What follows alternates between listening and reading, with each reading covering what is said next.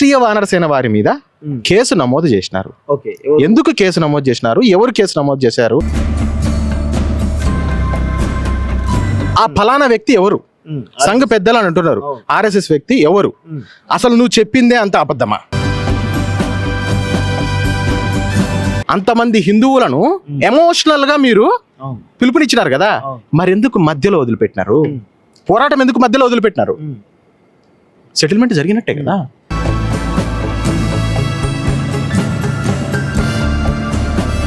RSS పంపించింది అన్నప్పుడు మీరు రండి, మీరు ముఖాముఖి వచ్చి మాట్లాడండి, మమ్మల్ని పలానా వాళ్ళు పంపించారు, మీరు ఈ తప్పు చేసిరని మేము చేసిన తప్పును చూపించండి మాకు.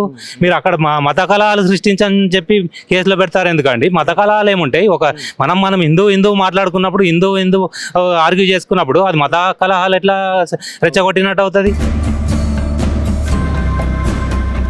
అంటే మత కళాలు దేమే చేసినాం మేము. ఇప్పుడు పెట్టడానికి కారణం ఏంది? అది ఏమన్నా ఆర్ఎస్ఎస్ పెట్టింది అంటే మేము ఏం చేసినామని పెట్టింది మా మీద కేసులు. అంటే ఫస్ట్ నుంచే పెడతారా?